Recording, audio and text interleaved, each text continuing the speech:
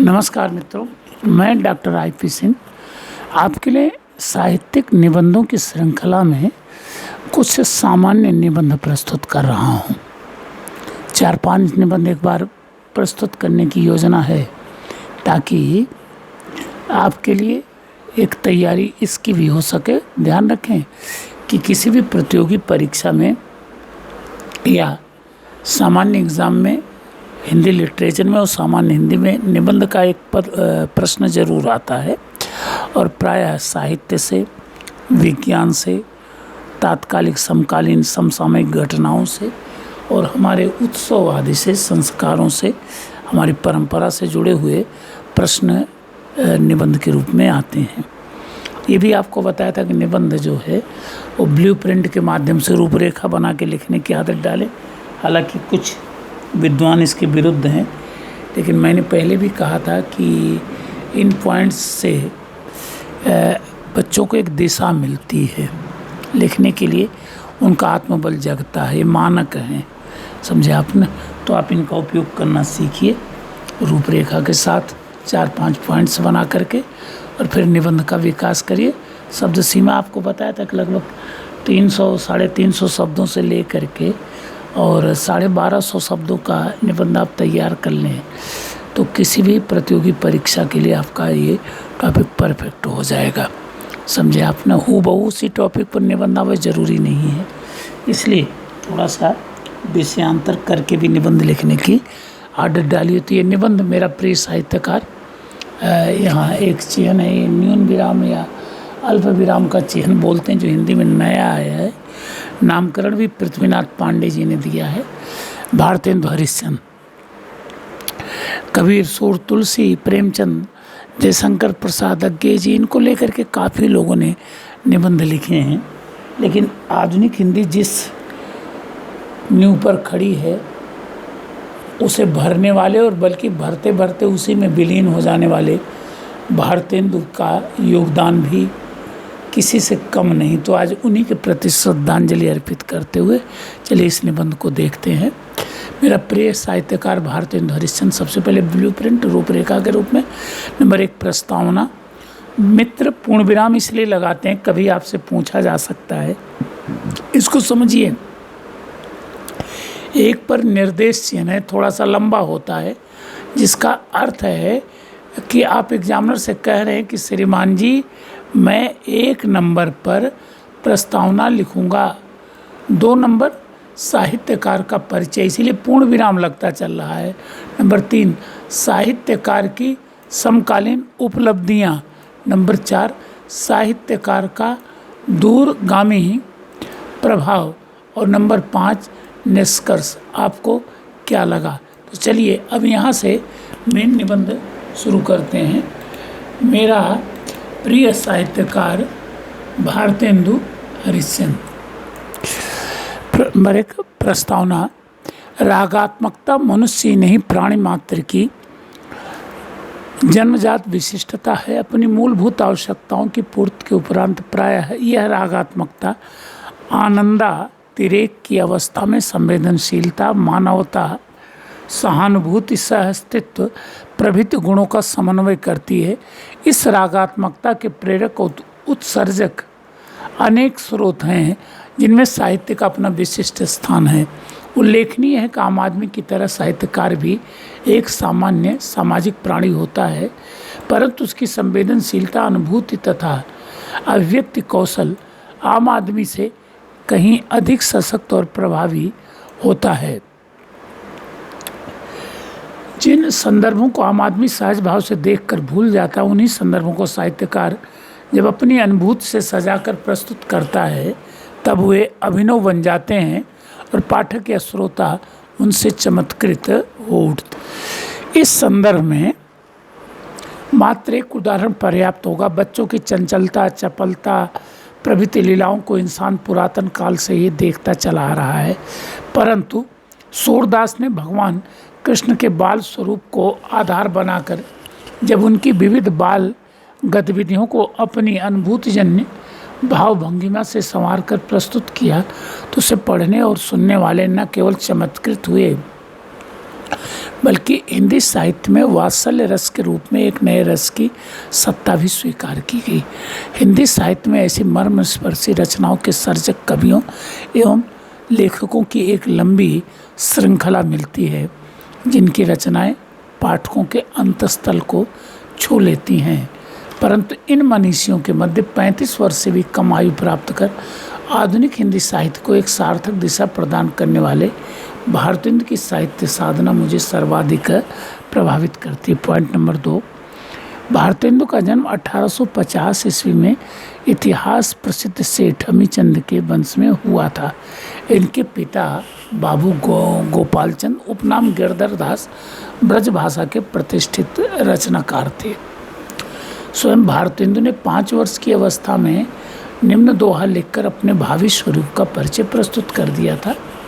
लय ब्योड़ा थाड़े भय श्री अनिरुद्ध सुजान, बाड़ा सुर की सैन को हनन लगे भगवान।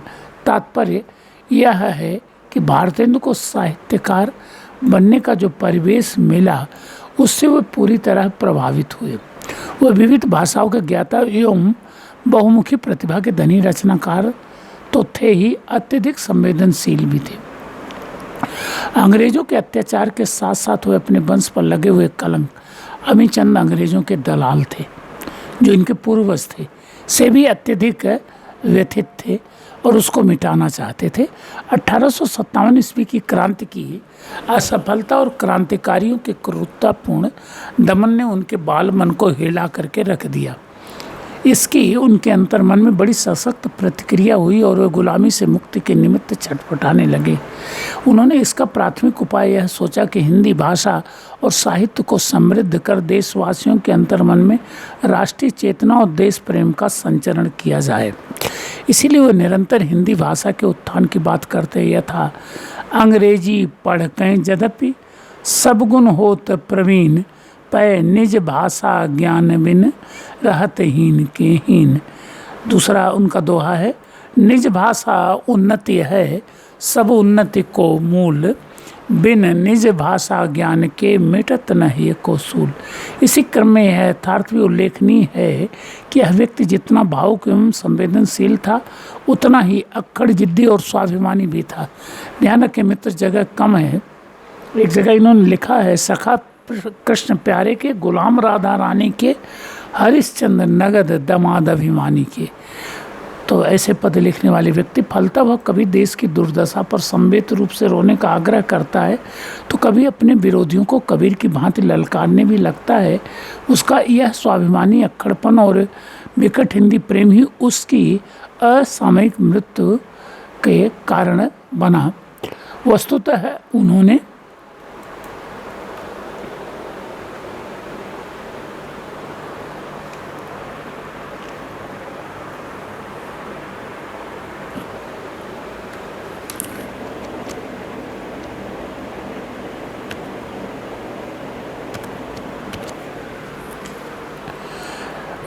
उन्होंने भारतीय शिक्षा और साहित्य के स्तर में सुधार या उत्थान है तो पैसा पानी की तरह बहाया। यही कारण रहा कि वे अंततः बाहरी आर्थिक अभाव के मध्य क्षय रोगी बनकर दिवंगत हुए। मात्र 35 वर्ष की अल्प आयु में ही वे इतना कुछ कर गए जो बड़ी आयु प्राप्त करके भी दूसरे लोग नहीं कर पाते।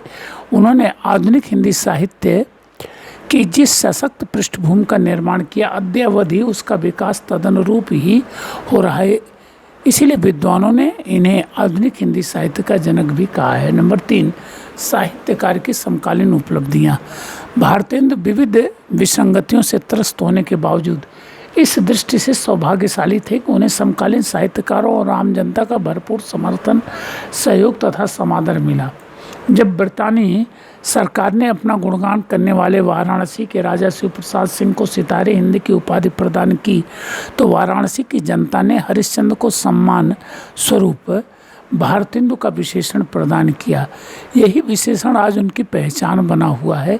इसके साथ ही एक विशिष्ट संदर्भ यह भी है कि केवल वाराणसी ही नहीं बल्कि इलाहाबाद, मिर्ज़ापुर और कानपुर प्रभृति नगरों के साहित्यकारों ने भी उनकी मान्यताओं के अनुसार ही साहित्य सृजन किया। इसीलिए इन साहित्यकारों को समवेत रूप से भारतेंदु मंडल के नाम से संबोधित किया जाता है। भारतेंदु की उपलब्धियों के मूल में उनकी तत्वान्वेषणी और दूरदर्शी दृष्टि की महती भूमिका रही है। उन्होंने समकालीन जनता के विविध वर्गों को प्रबोधित करने के लिए अलग अलग पथ का निर्धारण किया। प्रबुद्ध वर्ग को प्रबोधित करने के लिए उन्होंने पत्र पत्रिकाओं को सर्वश्रेष्ठ माध्यम माना। अतः अपने समस्त साहित्यकार सहयोगियों से उन्होंने एन केन प्रकारेण एक एक साहित्यिक पत्र प्रकाशित करने का आग्रह किया। उनकी मित्र मंडली ने उनके इस आग्रह को गंभीरता से लिया। यही कारण है कि भारतेंदु जी की अपेक्षित गतिविधियां केवल वाराणसी तक ही सीमित नहीं रहीं, बल्कि उनका प्रचार प्रसार कानपुर, मिर्ज़ापुर और इलाहाबाद प्रभृति नगरों में भी व्यापक धरातल पर सक्रिय दृष्टिगत होती है। भारतेंदु ने स्वयं साहित्यकारों के लिए कवि वचन सुधा, पढ़े लिखे से या शिक्षित लोगों के लिए हरिश्चंद्र मैगजीन, बाद में हरिश्चंद्र चंद्रिका एवं नारी वर्ग के लिए बाला बोधिनी नामक पत्र पत्रिकाओं का एक साथ संपादन और प्रकाशन किया। आम जनता तक पहुंचने के लिए उन्होंने नाटक को माध्यम बनाया। उनके समय में ये आम जनता के बीच बहुत ही लोकप्रिय थे। उन्होंने नाटक नामक निबंध लिखकर अपने समकालीन साहित्यकारों का मार्गदर्शन किया। यही कारण है कि मित्रों, उनकी तुलना जो है संस्कृत के नाटककार जो हैं, जिन्होंने नाटक नामक निबंध लिखा, उनसे की जाती है, भरत मुनि। तो एक प्रश्न आपका कभी कभी आता है कि क्या भारतेंदु को हिंदी का भरत मुनि कहा जा सकता है? तो आप कहेंगे हाँ, आधुनिक हिंदी साहित्य के भरत मुनि, नाटक भरत मुनि जो हैं वो भारतेंदु जी हैं।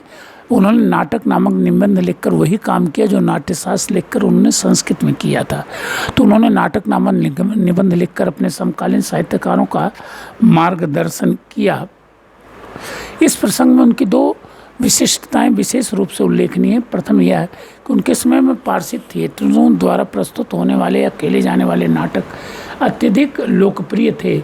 इस कारण उन्होंने उन्हीं को आधार बनाकर नाट्य लेखन किया, परंतु उनके द्वारा प्रस्तुत होने वाले पारसी नाटकों के द्वारा भोड़ेपन को उन्होंने एक शिष्ट स्वरूप प्रदान किया। उनकी दूसरी प्रमुख विशेषता यह थी कि उनका स्वाभिमान सर्वथा आत्मकेंद्रित नहीं था। वो उपादेयता के आधार पर किसी भी संदर्भ को ग्रहण करने तथा अपना लेने के पक्षधर थे, भले ही वह किसी भी पक्ष का हो। उनकी विशिष्टता उनकी समस्त 14 नाट्य कृतियों में मुखर हुई है। ये मौलिक तथा अनुदित दोनों प्रकार की हैं। आधुनिक हिंदी साहित्य की अन्य प्रमुख विधाओं का आरंभ भी प्रायः उन्होंने ही किया है और साहित्य को जनता के बीच स्थापित करने का निरंतर उद्यम किया है। सौभाग्यवश वह कहीं भी और कभी भी अतिवादी नहीं बने। ऐसा प्रतीत होता है कि उनका संयम उन्हें यह विश्वास दिलाता चलता है कि उन्हें इन्हीं प्रयासों से सफलता मिलेगी। उनकी मित्र मंडली भी उनके प्रति पूरी तरह आस्थावान थी। यही कारण है कि उनके दिवंगत होने के 15 वर्ष बाद तक हिंदी साहित्य पर उनका प्रभाव कायम रहा। 1903 ईस्वी से महावीर प्रसाद द्विवेदी हिंदी भाषा और साहित्य की विकास यात्रा को भारतेंदु युगीन संदर्भों को ही केंद्र में रखकर आगे बढ़ाते हैं। नंबर 4, साहित्यकार का दूरगामी प्रभाव। भारतेंदु का मूल्यांकन करने वाले विद्वानों के 2 वर्ग बन गए हैं। एक वर्ग उन्हें देशभक्त मानता है, जहाँ एक वर्ग उन्हें देशभक्त मानता वहीं दूसरा राजभक्त। वस्तुतः ये दोनों ही दृष्टिकोण अतिवादी हैं। भारतेंदु जब लेखन कर रहे थे तब उनके समक्ष अनेक चुनौतियाँ थीं। जहाँ वे रीतिकाल में घोर श्रृंगारिक रचना करने वाले रचनाकारों के उत्तराधिकारी थे, वहीं उनका समकालीन हिंदू समाज अनेक कुरीतियों से त्रस्त था। इसके साथ ही 1857 ईस्वी की क्रांति की असफलता की वेदना तो थी ही, क्रांतिकारियों का क्रूरता के साथ किया जाने वाला दमन का दर्द भी था। इससे जनता बुरी तरह प्रभावित, व्यथित और भयाक्रांति ब्रितानी हुकूमत किसी को भी सहज ही कुचल दिया करती थी। ऐसे में देश प्रेम का अलख जगाना जीवट का कार्य था, परंतु भारतेंदु ने ऐसा दुस्साहस किया और वे अपने प्रयास में पूरी तरह सफल रहे। वो बड़ी कुशलता के साथ अपनी बात कह जाते हैं। ऐसे में वे कहीं कहीं राजभक्ति का आडंबर भी ओढ़ लेते हैं, परंतु उनके आशय को समझे बिना उन्हें राजभक्त कह देना अनुचित है। उदाहरण के लिए प्रस्तुत छंद में उनकी देशभक्ति का स्वरूप सहज ही पहचाना जा सकता है, जो राजभक्ति के आवरण में प्रस्तुत हुआ है। अंग्रेज राज सुख साज सजे सब भारी, पै धन विदेश चले जाते यह अति ख्वारी। इतना ही नहीं, उन्होंने अंग्रेजों की कपटपूर्ण नीतियों का खुलासा भी बड़ी कुशलता के साथ किया है। लॉर्ड मैकाले की जिस शिक्षा पद्धति ने आज बेरोजगारों की लंबी कतारें खड़ी कर दिया है, भारतेंदु ने अपने समय में ही निम्न मुकरी द्वारा उसका भावी स्वरूप प्रस्तुत कर दिया था। 3 बुलावें 13 आवें, अपना दुखड़ा रोई सुनावें, फूटी आंख भरा नहीं पेट, क्यों सखी साजन नहीं ग्रेजुएट। मित्र ध्यान रखें, मुकरी के जन्मदाता हिंदी में अमीर खुसरो को माना जाता है। मुकरी और पहेली में अंतर ये होता है कि पहला पूछता है, प्रायः लड़कियों को माध्यम बनाया जाता है सखी रूप में, दूसरी जवाब देती है और फिर पूछने वाली कहती है नहीं उत्तर ये है, और उससे एक दोहा सा बन जाता है। तो 3 बुलावें 13 आवें, अपना दुखड़ा रोई सुनावें, मैंने 3 जगह थी, बुलाने पर 13 लोग पहुँचे और 13 के 13 रो रहे हैं कि पढ़ते पढ़ते आंखें फूट गई, लेकिन जीविका रोटी पेट भरने की व्यवस्था नहीं हुई। तो एक दूसरी जवाब देती है सखी कि हे सखी, क्या ये तेरे होने वाले साजन है? तो कहती है नहीं, ग्रेजुएट अर्थात BA पास लड़का। इसके साथ ही भारतेंदु ने अपने प्रहसनों द्वारा समकालीन अनेक विसंगतियों को अनावरित किया है। इनमें अंधेर नगरी का नाम उल्लेखनीय है, जिसे संसार के सर्वश्रेष्ठ प्रहसनों में से एक माना जाता है। न जाने कितनी बार इसका मंचन हुआ है और भरपूर सराहना मिली है। भारतेंदु ने केवल लेखन ही नहीं,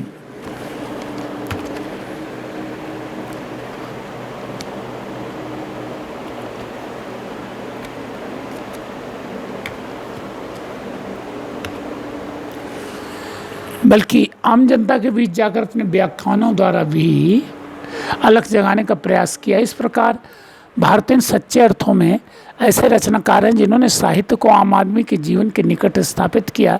साथ ही उन्होंने हिंदी साहित्य को विश्व की दूसरी भाषाओं के साहित्य के समकक्ष लाने का सुयोग भी जुटाया।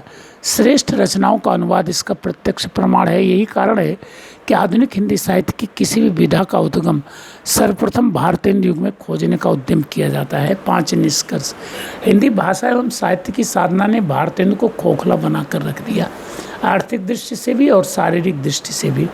घोर आर्थिक अभाव में वे क्षय रोगी बनकर मरे, परंतु हिंदी भाषा एवं साहित्य के भव्य महल की जो नींव उन्होंने डाली वह जरा मरण के भय से सर्वथा मुक्त है। फलतः भारतेंदु की कीर्ति भी अमर हो गई है। उन पर यह उक्ति अक्षरशः चरितार्थ होती है, जयंति ते सुकृतिनः रस सिद्धा कवीश्वरा यास्ति नास्ति ये शाम यशः काये जरा मरणम है। उन रससिद्ध कवीश्वरों की जय हो जिनके यश ने उनको उस जगह स्थापित कर दिया है जहाँ उन्हें बुढ़ापे या मरण का भय नहीं है। तो आशा है मित्रों, भारतेंदु के बारे में यह निबंध आपको नई जानकारी देगा, पसंद आएगा। और एक नया निबंध अगर आप विषय से हट करके लिखने की कोशिश करेंगे तो शायद आपको अंक भी अच्छे मिलेंगे। Thank you.